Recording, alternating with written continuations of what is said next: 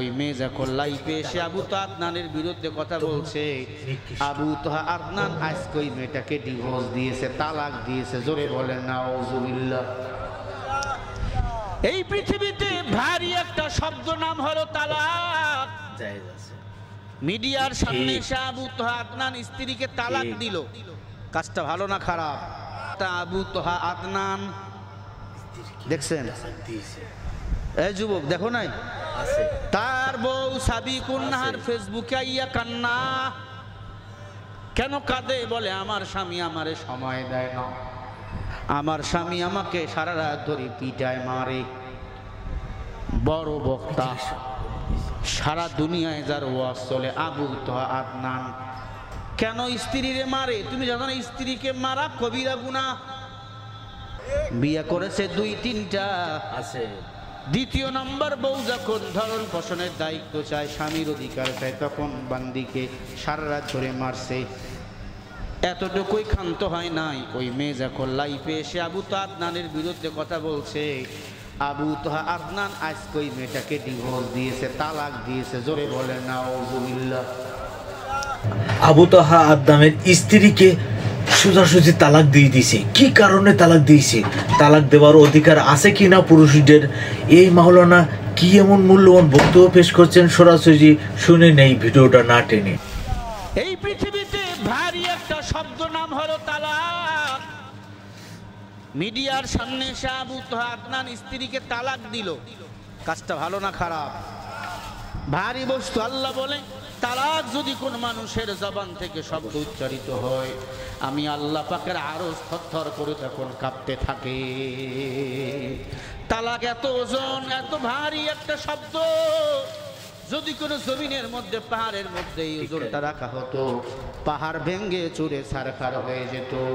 আপনি একজন আলেম আইয়া মিডিয়ার সামনে তালাক তালাক করলেন, আল্লাহর নামে কসম খাইলেন, মুহাম্মদ রাসূলুল্লাহর নামে কসম খাইয়া স্ত্রীকে তালাক দিলেন। বিয়ে করলেন, একাধিক রাখতে পারবেন না, বিয়ে করলেন কেন? ওই মেয়েটার জীবন নষ্ট করলেন কেন? বড় বক্তা হতে পারেন, বড় ওয়াজি হতে পারেন, আল্লাহর কাছে তাকওয়াবান বান্দা আপনি হতে পারেন না। তাকওয়ার বড় দাম। এই আবু তাহা আদনানের শাশুড়ি আম্মা লাইফে এসে বলছে, আমার জামাই নামাজ ঠিক মতো পড়ে না। আমাদের মতো বহু হুজুর আছে নামাজ পড়ে না, আছে না নাই? নামাজের খবর নাই, দাড়িও ঠিক মতো রাখে না, বয়ানের পরে গাঞ্জা টানে আর বিড়ি টানে। জোরে কোন আছে না নাই? সবাই কোন আছে না নাই? উজু তো বানায় না। এবার আস্তে আস্তে একটু লেট হইল, উজু টুজু বানাই আর পরে আইলাম। জুতা পায়ে বয়ান করে, কোরআন এক হাতি নিয়ে আমরা লাফালাফি করে। বলেন এমন হুজুর বাংলাদেশে আছে না নেই? সবাই বলেন আছে না নাই? স্ত্রীটাকে তালাক দিয়ে দিল। মেয়েটা কান্না ভরা কণ্ঠে বলতেছে, আমাকে ডিভোর্স দিয়েছে, কি হবে আমার, কি হবে আমার সন্তানের? মনে রাখবেন, কেউ কাউকে কাদাইয়া সুখে থাকতে পারে না। জোরে বলেন ঠিক কিনা? তুমি আজ কাউরে কাদাইবা, তোমাকেও কাঁদতে হবে। কামাতা দিন তুদান, যেমন কর্ম তেমন ফল হতে হবে, তেমন ফল তোমাকে পেতে হবে। হুকুমটা কার? সবাই বলেন মুসলমান ইমানদার। বলতেছিলাম উমরের কথা, হযরত উমর ডাক দিয়া কয়, মা ও আম্মা জান, ঘরের মধ্যে তুমি গোপন হয়েছিল? বলে হ্যাঁ। কেন? কয় শয়তান ওয়াসওয়াসা দিয়েছে। আসলা কেন? বলে 3 দিন পর আপনার কণ্ঠে যখন আল্লাহর ভয়ের আয়াতগুলো চলতেছিল, আল্লাহর ভয় আমার দিলের মধ্যে শুরু হয়ে গেছে। আমি তো অন্যায় করেছি,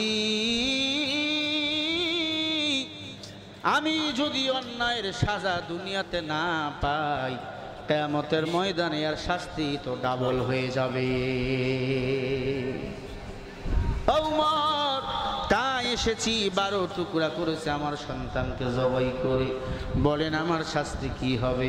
হযরত ওমর বলে, তোমার শাস্তি হবে মৃত্যুদণ্ড। মেয়ে বলে, আমি মৃত্যুদণ্ড নেওয়ার জন্য প্রস্তুত। মেয়েটা দাঁড়িয়ে গেল, হযরত ওমর দেখে পিছনের দরজা দিয়া 4 জন যুবক এসে ওমরের দরবারে হাজির। এ যুবক তোমরা কারা?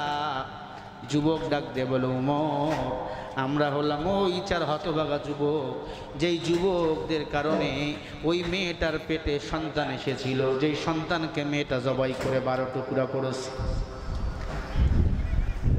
ওমর আমরাও বিচার চাই। কি বিচার? বলে আমরা অবৈধ সন্তান জন্ম দিয়েছি, আপনি আমার বিচার করেন। উমর বলে আমি তো বিচার করব কোরআন দিয়া মৃত্যুদণ্ড। যুবকরা ডাক দিয়া বলে কোনো আপত্তি নাই, দুনিয়াতে শাস্তি চাই, মরার পরে কোনো শাস্তি চাই না। আল্লাহু আকবার। এরে উমর, দুনিয়াতে বিচার চাই, মরার পরে কোনো বিচার চাই না। হযরত ওমরের চোখ দিয়ে পানিগুলো পড়তেছে। এই যুবক তো তাকওয়াবান যুবক, এই যুবক তো ইখলাসওয়ালা যুবক। আমার বুঝতে বাকি নাই, যেই যুবক আল্লাহর ভয়ে নিজেকে ফাঁসি রশির মধ্যে ঝুলিয়ে দেয়, নিশ্চয়ই এই যুবক আল্লাহওয়ালা। ও মুসলমান, মেয়েটা দাঁড়িয়ে রইলেন, 4 যুবক দাঁড়িয়ে রইলেন। শেষ পর্যন্ত আমি বলবো, কি হলো বলবো? কারা কারা শুনবেন একটু হাত দেখান। নারায়ে তাকবীর, নারায়ে তাকবীর।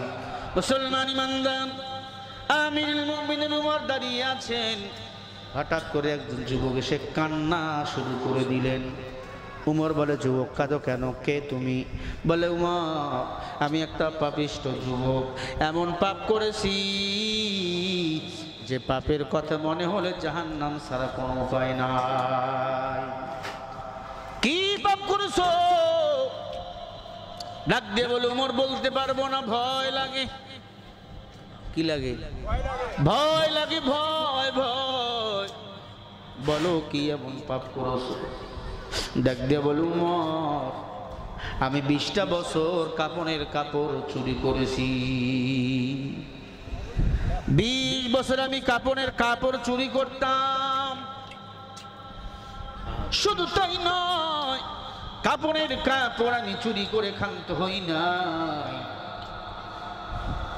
20 বছর আগের ঘটনা, মদিনার একটা সুন্দরী মেয়ে মারা গেল, তাকে দাফন করলো। আমি তার কাপনের কাপড় চুরি করার জন্য কবর খনন করে ঢুকলাম। এই উমর, কবরে ঢুকাবার পর আমি যখন মেয়েটার শরীর থেকে কাপনের কাপড় সরাইলাম, অমন সময় দেখে এমন সুন্দর, আমি মেয়েটার শরীর থেকে কাপনের কাপড় সরাইয়া উলঙ্গ করে ফেললাম। হযরত ওমর, আমি মেয়েটাকে উলঙ্গ কইরাম, উলঙ্গ লাশের সাথে এবার জেনা করা শুরু করে দিলাম। হযরত ওমর চোখ দিয়া টপ টপ করে পানিগুলো পড়া শুরু হয়ে গেল। ডাক দিয়ে বলে, যুবক তুমি কি করছো? লাশের সাথে জেনা করেছো, কি করেছো? যুবক ডাক দিয়ে বলে, উমর লাশের সাথে জেনা করাবার পর লাশের জবানটা খুলে গেল। লাশ ডাক দিয়ে বলে, রে যুবক তোমার কি মরণের ভয় না? এ যুবক তুমি কি করলা? আমি লাশের সাথে জেনা করছো, কি করলা তুমি বলো? কিয়ামতের ময়দানে আল্লাহর কাছে তুমি কি জবাব দিবা? এই কবরে যত লাশ আছে সব লাশগুলো পাক, আমি একাই না পাক। যুবক তুই আমারে নাপাক বানাইলা, একটু পরে যখন ফেরেশতার দল আসবে আল্লাহর কাছে আমি কি জবাব দেব? যুবক বলে, উমর আমি কাঁদতেছি গুনাহের ভয়, নামাজের মধ্যে দাঁড়াইলে ভয় লাগে, লাশের সাথে জেনা করেছি, ঘুমাইতে পারি না, খাইতে পারি না, স্ত্রীর সাথে ভালোবাসাও করতে পারি না, মোহাম্মত করতে পারি না, ভয় লাগে। আমার নামাজ রাজা, আমার হজ যাকাত কবুল হবে কিনা উমর একটু বলে। এরে উমর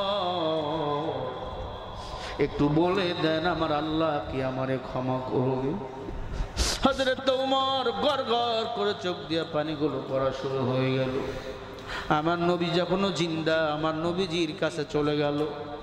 আল্লাহ নবী যখন এই কথাগুলো শুনলো, নবী ডাক দিয়া বলে, দূর হয়ে যা, তোর মতো কপাল পোড়াকে আমি নবী দেখতে চাই না। চিন্তা করছেন মানুষ কত খারাপ, কাপড়ের কাপড় চুরি করেছে, আবার মরা লাশের সাথে জেনা। কত বড় ভয়ঙ্কর অপরাধ বলেন, কত বড় ভয়ঙ্কর অপরাধ। নবী বলে, যুবক তুই দূর হ, আমি নবীর দরবার ছাড়। আল্লাহ রাব্বুল আলামিন সাথে সাথে আয়াত নাজিল করলেন, ইল্লা মান তাবা ওয়া আমানা ওয়া আমিলা আমালান সালিহা ফাউলাইকা ইউবাদদিলুল্লাহু সাইয়্যাতিহিম হাসানা ওয়া কানাল্লাহু গফুরুর রহিমা। জোরে বলি আল্লাহু আকবার। মুসলমান, দামি কথা শোনেন। আল্লাহ রাব্বুল আলামিন বলে, বান্দা যদি পাহাড় পরিমাণ গুনাহ করে আর যদি তাওবা করে, তাওবা করার সাথে সাথে আমি আল্লাহ তার গুনাহগুলো মাফ করে দেই। সুবহানাল্লাহ বলে না, শুধু গুনাহ মাফ করে না, আল্লাহ বলে তার গুনাহগুলো শুধু মাফ করে দেই না, আমি আল্লাহ তার গুনাহগুলোকেও নেক বানাইয়া দিই। কি করার কারণ? আসসালামু আলাইকুম প্রিয় ভাই বন্ধুরা, ভিডিওটা শুরু থেকে লাস্ট অবধি দেখার জন্য অনেক অনেক ধন্যবাদ। আর এরকম ভিডিও প্রতিনিয়ত পাওয়ার জন্য আমার চ্যানেল সাবস্ক্রাইব করে আমার পাশে থাকবেন। অবশ্যই প্রতিনিয়ত এরকম সুন্দর সুন্দর ভিডিও আপনাদের জন্য উপহার হিসেবে নিয়ে আসবো। তা সবাই ভালো থাকেন, সুস্থ থাকেন, আল্লাহ হাফেজ।